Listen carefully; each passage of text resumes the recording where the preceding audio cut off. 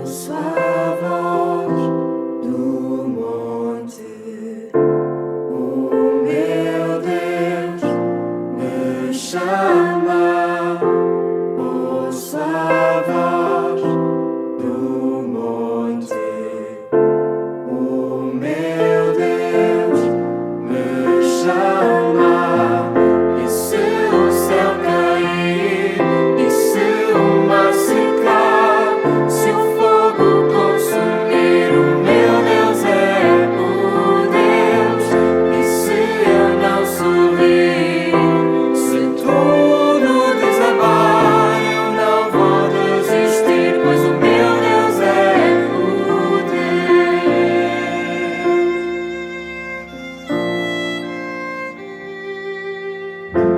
Ouço a voz do vento, o sopro divino. Ouço a voz do vento, o sopro divino. E se o céu cair, e se o mar secar, se o fogo consumir, o meu Deus é o Deus. E se eu não sorrir, se tudo desabar, eu não vou desistir, pois o meu Deus é o Deus. E se o céu cair,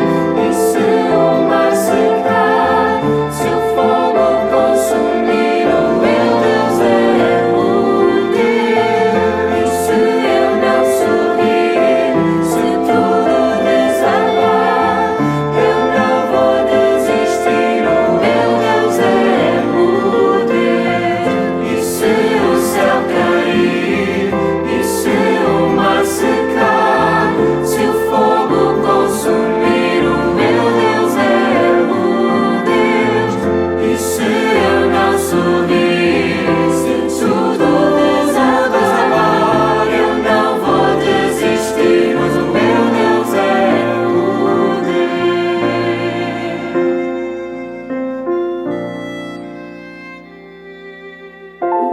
Ouço a voz do monte, o meu Deus me chama. Ouço a voz do vento, o sopro divino.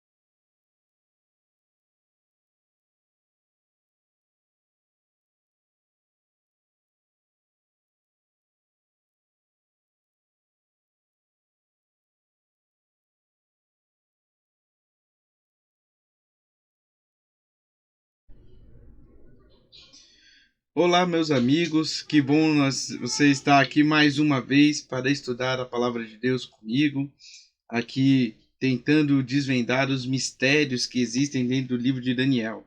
E chegamos à última parte histórica do livro. O livro de Daniel é dividido em duas grandes seções. A primeira seção, que vai do capítulo 1 até o capítulo 6, a gente chama de seção histórica.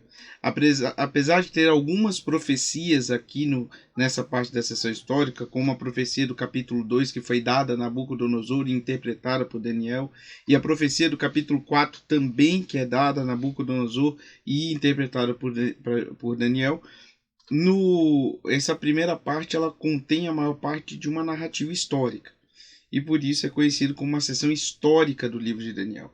Entretanto, você também tem a parte profética do livro de Daniel, que vai do capítulo 7 até o capítulo 12, que vai ter algumas pequenas pinceladas históricas, como no capítulo 9, a oração de Daniel, que é belíssima, nós vamos falar dela mais à frente, que está relacionada aqui ao capítulo 6, inclusive.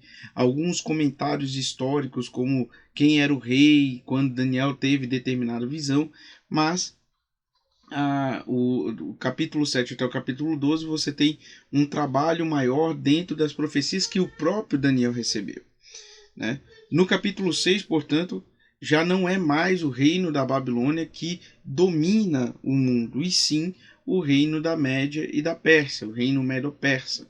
Naquela estátua que Nabucodonosor viu, o reino da Medo-Pérsia equivale à parte de prata da estátua. Daniel vive esse início de governo medo-persa, né? E Daniel também vai ali atuar com grande proeminência dentro desse reino. Então ele vai ser uma pessoa importante dentro do reino da Média e da Pérsia, dentro do reino medo-persa.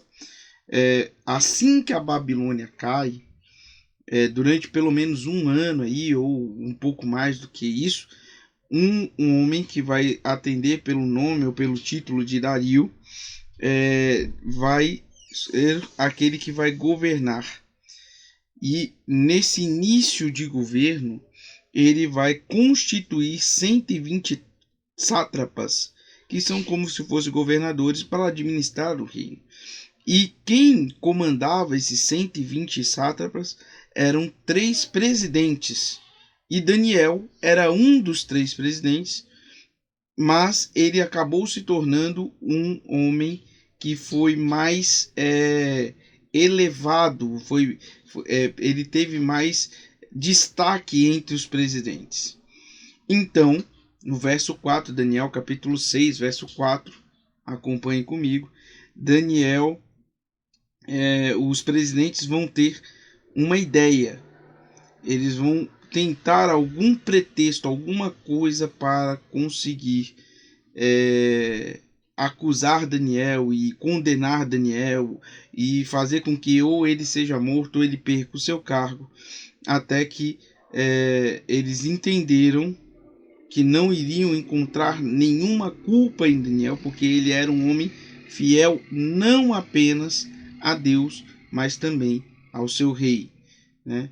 Então eles resolveram arquitetar um plano diferente para poder tirar Daniel do caminho. Esse início, o governo de Dario, é exatamente o período em que Daniel está orando no capítulo 9. Se a gente vai lá no capítulo 9 de Daniel, está escrito assim: no primeiro ano do reinado de Dario, filho de Assuero, da linhagem dos Medos. A gente percebe que nesse período, Daniel faz uma oração importante lá no capítulo 9, que tem a ver com a libertação do povo de Israel, a volta do povo de Israel para casa.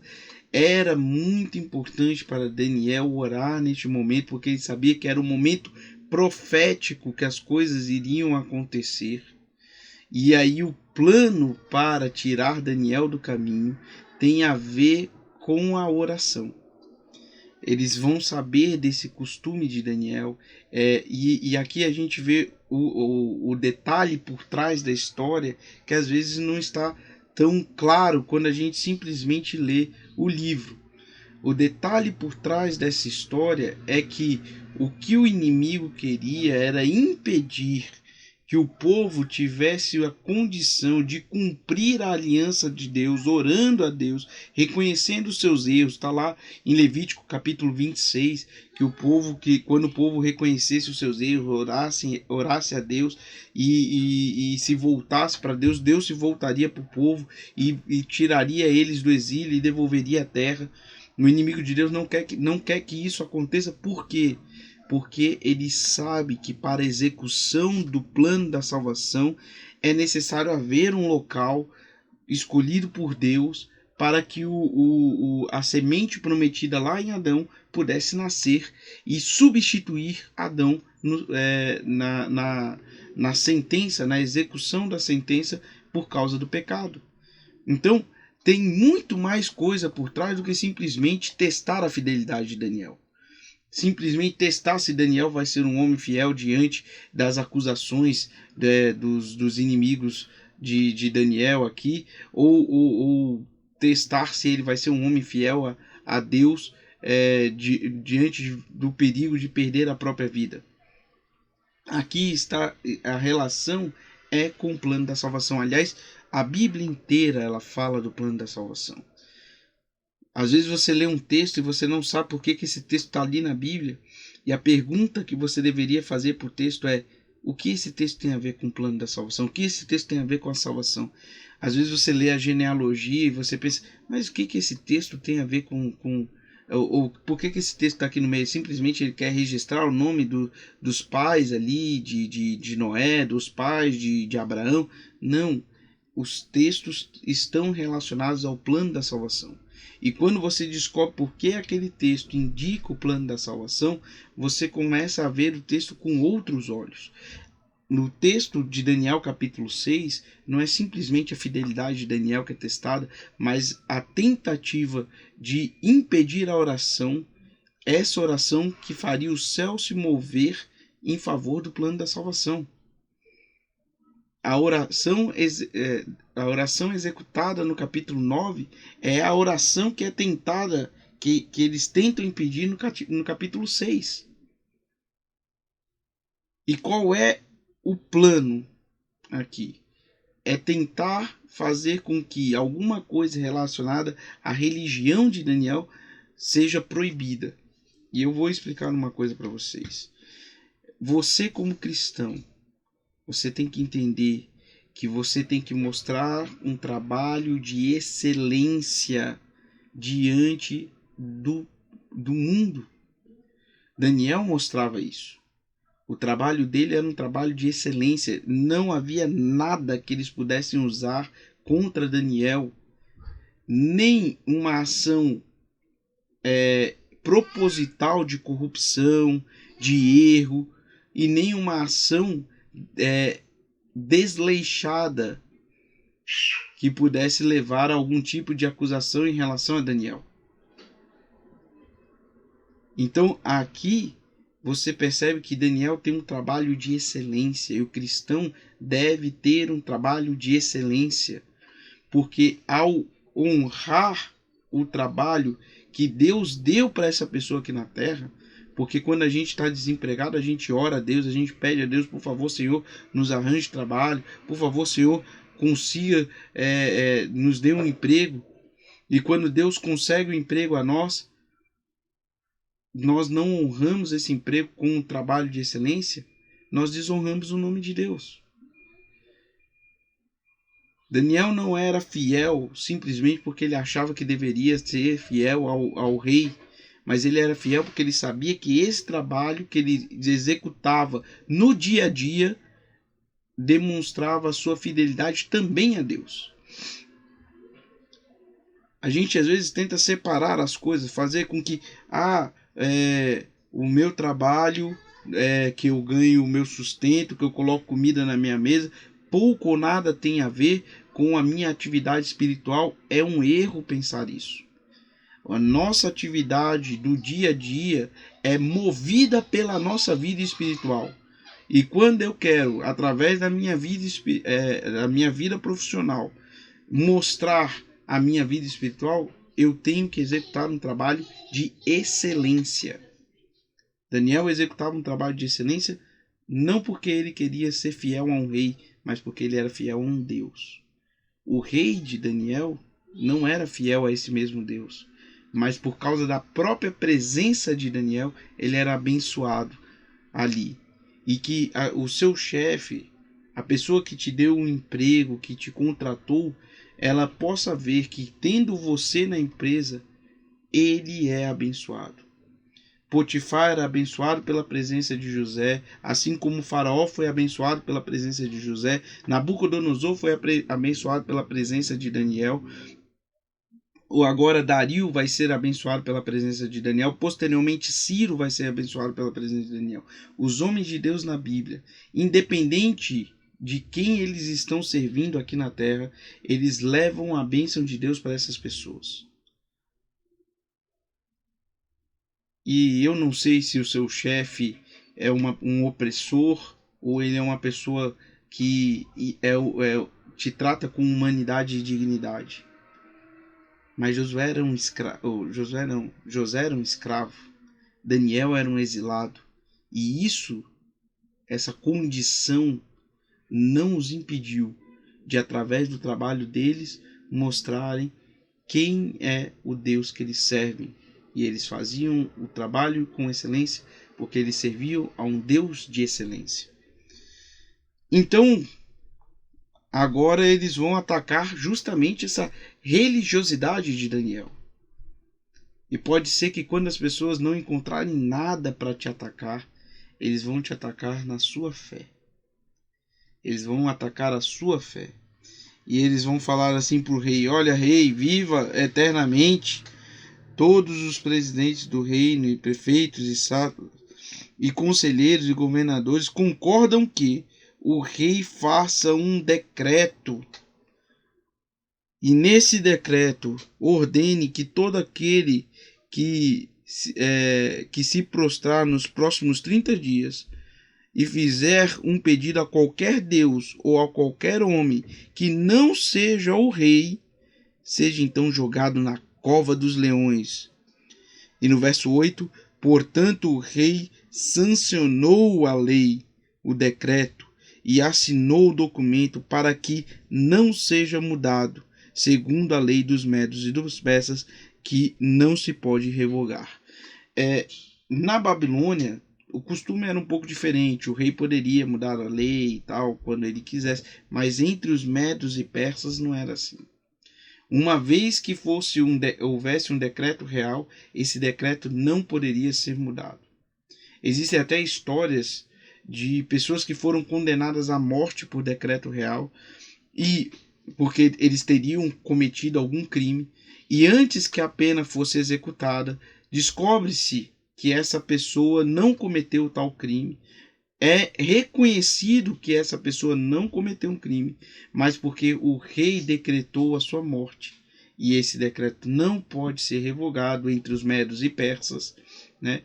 E essas pessoas foram executadas. Veja a que nível chega um decreto do reino medo-persa. É a mesma coisa que acontece no livro de Esther. Uma vez que o rei decretou que todos os judeus deveriam morrer e ter os seus bens confiscados e tal, ele não pôde, quando Esther intercedeu, quando Esther agiu ali e tal, e Deus moveu o coração do rei Assuero, conhecido também como Xerxes I, ele não pôde revogar o decreto, mas aí ele pôde fazer um outro decreto, dando autorização para que os judeus se defendessem de qualquer um que os atacasse por causa do decreto anterior. E os judeus se defenderam, e ao invés de saírem enfraquecidos ou destruídos por conta do decreto do Assuero, do Xerxes, eles saíram fortalecidos e mais ricos porque eles puderam se defender. Então, um decreto medo-persa não pode ser mudado. E agora você tem um problema, porque o rei decretou que as pessoas só deveriam se ajoelhar e fazer pedidos a ele, rei, e não a Deus. Qual é a reação de Daniel diante desse decreto? Quando Daniel soube que o decreto que o rei tinha assinado, ele voltou para casa e em seu quarto, no andar de cima, com as janelas abertas, virada para o lado de Jerusalém, orou 3 vezes por dia. Ele se punha de joelho para orar diante de Deus, como era de costume. É lógico que a oração de Daniel aqui é um ato de protesto. Mas esse ato de protesto não era um ato isolado. eu fui injustiçado e agora vou protestar. Não, era um ato contínuo de protesto, antes mesmo do decreto, porque ele estava numa terra de pessoas que não adoravam aquele Deus de Daniel. Ele estava numa terra em que as pessoas não acreditavam no Deus de Daniel, achavam que o Deus de Daniel era menos poderoso e menos forte do que os deuses medo-persas ou que os deuses babilônicos. Porque quando um povo perdia aqui na terra, isso significava que o seu Deus perdeu no céu. Naquela época era assim. É por isso que Nabucodonosor é tão enfático em Daniel capítulo 3, que tem muitos paralelos aqui com Daniel capítulo 6. Ele é tão enfático quando ele diz assim: eu quero ver se o seu Deus vai ser capaz de te livrar, porque ele não foi capaz de livrar vocês de quando eu conquistei Jerusalém. Será que ele vai ser capaz de livrar vocês agora? Quer dizer, Nabucodonosor naquela época tinha certeza, a gente viu no capítulo 4 que ele se converte, mas Nabucodonosor naquela época ele tinha certeza, plena convicção de que os deuses da Babilônia eram mais fortes que os deuses que o Deus de Israel. E aqui Daniel, ao orar continuamente, ele mostrava sua resistência e o seu protesto contra toda essa cultura babilônica. Mesmo que ele respeitasse a cultura babilônica, ele não participava da cultura que feria os princípios bíblicos, os princípios religiosos que estavam dentro daquilo que Daniel aprendeu na palavra de Deus. E Daniel era um estudioso da palavra de Deus. Então ele, no seu ato contínuo de protesto, ele volta a orar. Mas não é uma oração qualquer, porque ele sabe, e a gente entende isso por causa do capítulo 9 de Daniel, que o tempo determinado para que o povo regressasse da Babilônia para Jerusalém havia se cumprido, os 70 anos preditos pelo profeta Jeremias. E o que Daniel está fazendo não é simplesmente uma oração pela situação dele como um funcionário real, como alguém que tem atividades importantes e precisa da orientação divina. Ele estava orando também pelo povo e pelo regresso do povo de Deus para a sua terra, para que o plano da salvação continuasse em execução, porque o plano da salvação necessitava de um lugar onde a semente prometida por Deus a Adão pudesse nascer. E esse lugar era a terra de Israel, mas o povo de Israel não habitava mais lá. Então Daniel, ao orar, ele ora também pela sequência do plano da salvação. E o que o inimigo queria fazer é impedir toda essa oração. Não, Daniel, você não vai mais orar sobre isso. A sua oração está fazendo com que o céu se mova. E a gente tem que entender isso. A nossa oração faz com que o céu se mova. Daniel era um homem importante, mas ele não tinha poder nenhum para fazer com que o rei decretasse a volta do povo de Israel para a sua casa. Ele não tinha esse poder. Deus deixou que outros homens assumissem essa função de pedir ao rei o regresso do povo de Israel. Mas Daniel não tinha esse poder. E diante da impossibilidade de Daniel, ele buscou a possibilidade daquele que é todo-poderoso, que tem o poder de colocar reis e remover reis, que ele já havia aprendido isso na história dele com Nabucodonosor. Então, ao encontrar com esse Deus diariamente, ele sabe que aonde acaba a possibilidade das forças de Daniel, começa a atuação sobrenatural de Deus. E às vezes a gente aqui na nossa fraqueza, a nossa finitude, nós nos achamos tão arrogantes a ponto de pensarmos que não precisamos de Deus. Daniel era um dos 4 homens mais poderosos do mundo, talvez o segundo mais poderoso do mundo, por causa da sua importância diante dos 3 reis, dos 3 presidentes dos sátrapas. E mesmo assim, ele sabia que aquele poder não significava nada se Deus não estivesse no comando. Meu amigo, eu não sei qual é a sua função, no que você trabalha, quanto você ganha. Pode ser muito ou pouco. O muito sem Deus é nada e o pouco com Deus é tudo. a gente tem que entender que não é a nossa função, nem o quanto a gente ganha, que faz com que a gente dependa mais ou menos de Deus. Todos nós, independente da nossa conta bancária, dependemos de Deus de igual forma. E o nosso trabalho é inútil se a gente não estiver de joelhos dobrados diante de Deus.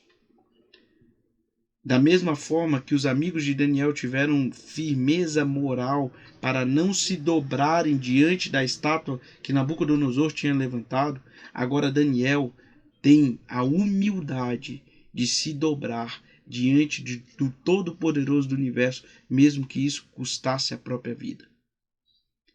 Tanto Daniel quanto seus amigos, eles eram constituídos da mesma fibra moral que nós precisamos hoje para não nos curvarmos diante dos ídolos desse mundo, não nos curvarmos diante das filosofias desse mundo, não nos curvarmos diante dos costumes do mundo,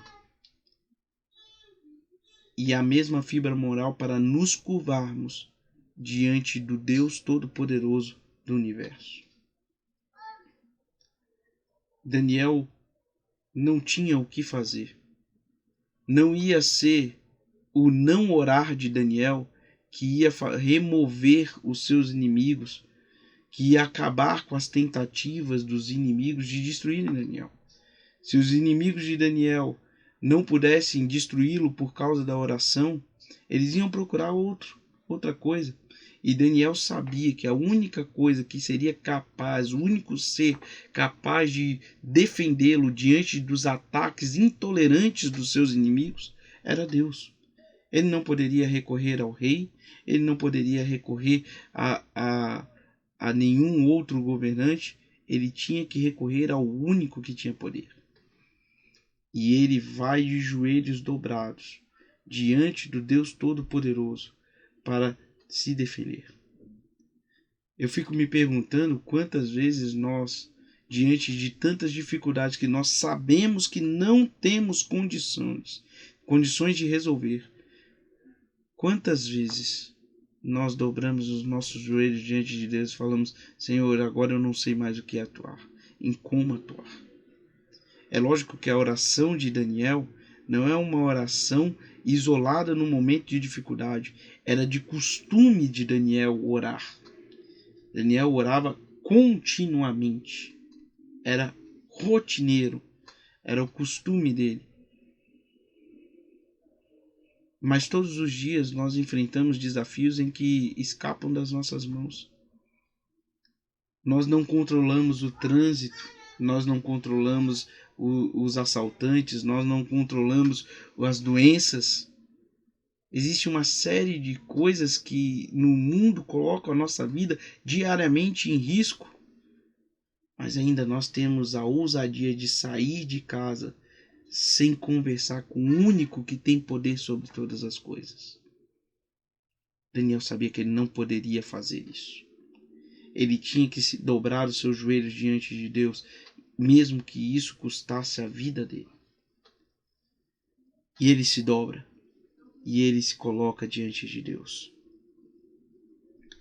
E aí, aqueles homens que foram juntos até a casa de Daniel e o encontraram orando, fazendo suas súplicas diante de Deus, depois se apresentaram ao rei para falar a respeito do decreto real. E eles perguntaram ao rei, ainda no verso 12, não é verdade que o Senhor assinou um decreto ordenando que, num tempo de 30 dias, todo homem que fizesse um pedido a qualquer Deus ou a qualquer homem que não fosse o Senhor, o rei, esse então fosse jogado na cova dos leões? O rei respondeu: sim, o decreto está em vigor, segundo a lei dos medos e dos persas, que não pode ser revogada. Então eles disseram ao rei: esse Daniel, que é exilado de Judá, faz pouco caso do Senhor, ó rei, e do decreto que o Senhor assinou. 3 vezes por dia ele faz sua oração. Ao ouvir isso, o rei ficou muito triste e decidiu livrar Daniel. Veja em quão alta consideração o rei tinha por Daniel. O rei resolve, diante de uma ofensa que Daniel provoca ao rei, o rei resolve livrar Daniel. Aqui nós percebemos que nem sempre as coisas saem como a gente planeja. O rei não tinha pensado em nunca colocar alguém como Daniel numa situação de risco de vida, mas ele foi levado a isso, conduzido a isso, enganado a isso. E ele tenta com todas as forças remediar a situação, mas o decreto não pode ser revogado. Eu fico pensando quantas pessoas, por conhecerem o seu trabalho, a sua honradez, a sua fidelidade dentro do trabalho, elas vão te defender a todo custo dos seus inimigos, como o rei fez. E aí, depois de tentar, o rei ordenou que trouxessem Daniel, no verso 16, e o jogassem na cova dos leões. O rei disse a Daniel: o seu Deus, a quem você serve continuamente, que te livre. Aqui é um pedido sincero. Ao contrário do que foi Nabucodonosor no capítulo 3, aqui o rei realmente gostaria que Deus livrasse Daniel. Apesar dele não acreditar que isso iria acontecer, ele queria realmente que Daniel fosse livre. O rei Nabucodonosor no capítulo 3, ele usa de ironia, fala: olha, quero ver se seu Deus pode te livrar, né? Agora aqui não, aqui é um pedido sincero, é quase que uma oração desse rei ao Deus do céu, falando assim: olha, aqui fugiu do meu controle, eu sou rei, mas eu não tenho mais controle sobre isso. Por favor, livre Daniel. É essa oração. Veja que até aqueles incrédulos, diante de uma fiel testemunha de Deus, têm o seu coração movido a trabalhar em favor dessas pessoas. E foi trazida uma pedra e ela foi colocada sobre a boca da cova. O rei selou a pedra com o seu próprio selo e com o anel dos homens importantes do reino também selou a porta, para que nada se mudasse a respeito de Daniel. Então o rei se dirigiu para o seu palácio, passou a noite em jejum e não deixou trazer à sua presença instrumentos nem música, pois o sono fugiu dele. Essa cena lembra muito a cena de Cristo depois de crucificado, numa caverna, num buraco esculpido na rocha, com uma porta de pedra selada pelo governador da Palestina para impedir a sua saída. E da mesma forma como ali havia somente a morte naquela caverna onde Cristo estava, ali em Daniel a sensação era a mesma, só existia a morte. Mas do mesmo jeito que Deus ressuscitou Jesus dos mortos, ele também trouxe Daniel da cova dos leões, agindo de maneira sobrenatural. Pela manhã, ao romper do dia, o rei se levantou e foi depressa até a cova dos leões. E ao se aproximar da cova, chamou Daniel com voz triste, porque ele queria que Daniel se livrasse, mas não acreditava que isso poderia acontecer. E o rei disse: Daniel, servo do Deus vivo, será que o teu Deus, a quem tu serves continuamente, conseguiu livrá-los dos leões? Ao que respondeu Daniel: que o rei viva eternamente. O meu Deus enviou o seu anjo e fechou a boca dos leões, para que nenhum me fizesse mal, porque fui considerado inocente diante de Deus e também não cometi nenhum delito contra o rei. Daquela caverna onde deveria sair somente a morte, sai um homem vivo. Às vezes na nossa vida, a gente também pensa que não tem solução, acabou, não tem como mais, não tem mais força para a gente agir. E Deus vai e transforma aquela situação que é uma situação de miséria e de tristeza numa situação que se torna uma bênção, porque Deus é o especialista em transformar o caos no paraíso. Você tem um Deus que é especialista em transformar o caos no paraíso. E talvez a sua vida neste momento esteja um caos completo. Talvez a única coisa que você consiga enxergar é uma caverna cheia de leões, cheia de morte. Mas você tem um Deus que é poderoso o suficiente para fechar a boca dos leões. Você tem um Deus que é poderoso o suficiente para transformar aquele caos num paraíso. E esse Deus, ele está querendo atuar por você. Ele só está esperando que você fale: Senhor, por favor, me salve.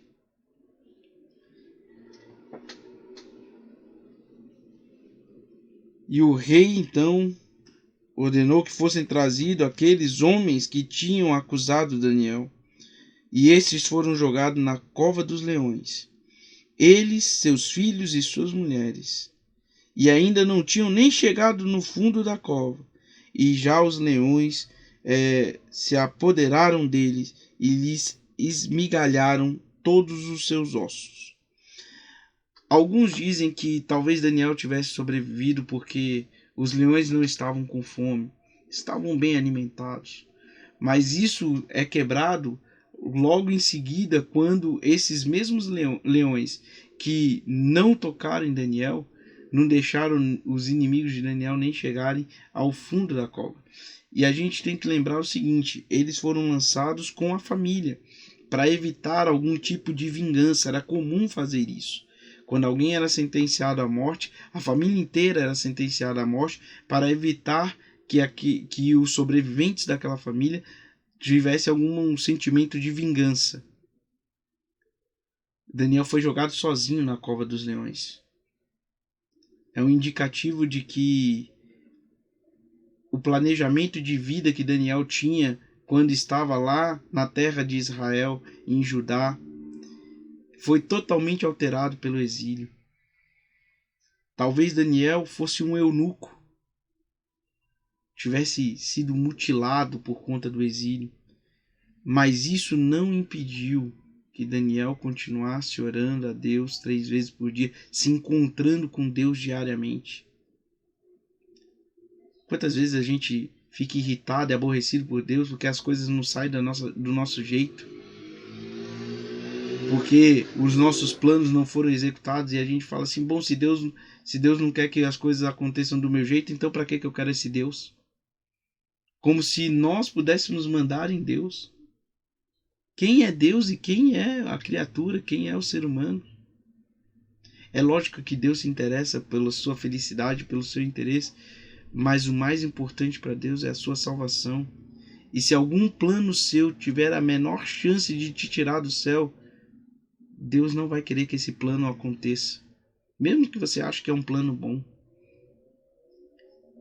Mas Deus sabe que o mais importante para você é a sua vida. Ele entregou o seu próprio filho para que você pudesse viver eternamente ao lado dele. A gente precisa fazer com que os planos de Deus aconteçam na nossa vida. A gente precisa entender que seguir o plano de Deus é o melhor para a nossa vida. Mesmo que às vezes aconteçam coisas que nós não gostaríamos. Eu tenho certeza que Daniel preferiria ter ficado em Jerusalém, na casa dele. Provavelmente ele era um príncipe em Jerusalém. Existe uma tradição judaica que diz que ele fazia até parte da família real, que ele talvez estivesse até ali na linhagem para a sucessão do trono, talvez. Mas não aconteceu como Daniel planejou. Ele foi exilado, ele foi mutilado, ele não formou família, ele não teve descendentes. Mas ele sabia que nada disso era justificativo o suficiente para ele deixar de ser fiel a Deus. E às vezes, por tão pouco, nós temos deixado a nossa fidelidade a Deus de lado. Por muito pouco nós temos abandonado o nosso Deus. Sabe, Eu sei que é difícil enfrentar muitas situações deste mundo, mas estar ao lado de Deus é a garantia que um dia nenhuma dessas situações difíceis vai nos atormentar. Nunca mais. E Daniel sabia muito bem disso. Ele sabia que todas as situações difíceis que ele passou, um dia não existiriam mais diante do reino eterno de Deus. E nós temos que ter essa mesma confiança que Daniel teve. No final, o rei então escreve um decreto em muitas línguas para todos os povos, línguas, nações, dizendo que não deveria, que todos deveriam temer o Deus de Daniel. E ele diz o seguinte: que a paz lhe seja multiplicada. Faça um decreto pelo qual, em todo o domínio do meu reino, todos tremam e temam diante do Deus de Daniel. E ele escreve assim um poema: porque ele é o Deus vivo e que permanece para sempre. O seu reino não será destruído, o seu domínio não terá fim. Ele livra, salva e faz sinais e maravilhas no céu e na terra. Foi ele quem livrou Daniel do poder dos leões. Esse Deus de Daniel, que tem o seu reino eterno, que salva e livra e faz sinais e maravilhas no céu e na terra, esse Deus é o mesmo Deus que hoje se apresenta diante de você. Esse Deus é o Deus que tem um reino eterno para você. É um Deus que está dizendo assim: olha, talvez você tenha que passar pela cova dos leões, o vale da sombra e da morte, como diz o rei Davi. Mas saiba que eu tenho um plano para você, de que um dia que você não vai ter mais preocupação nenhuma com o vale da sombra da morte, com a cova dos leões. Você não vai ter mais preocupação por nada disso. Sabe por quê? Porque eu sou o Deus eterno, que tem um reino eterno para você. Um reino onde não tem mais morte, não tem mais luto, não tem mais pranto, não tem mais dor.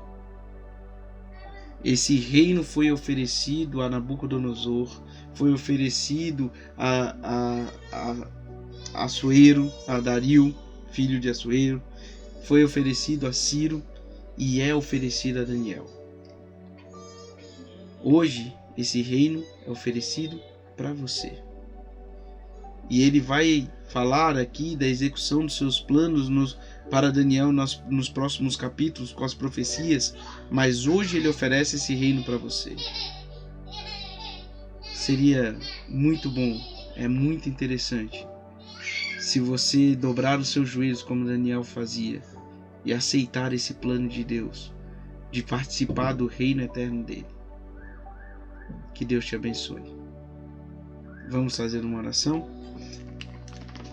Deus e Pai, ao estudar a história de Daniel, percebemos que a nossa história não é fácil.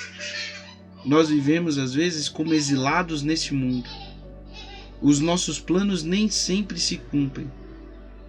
Às vezes o mal deste mundo nos toma de susto e a gente não sabe mais o que fazer. Mas, Senhor, por favor, nos ajuda, Deus, a participarmos do Teu reino eterno. Nos abençoa, Senhor, para participarmos do Seu reino eterno. E fica conosco, Deus, em nome de Jesus. Amém.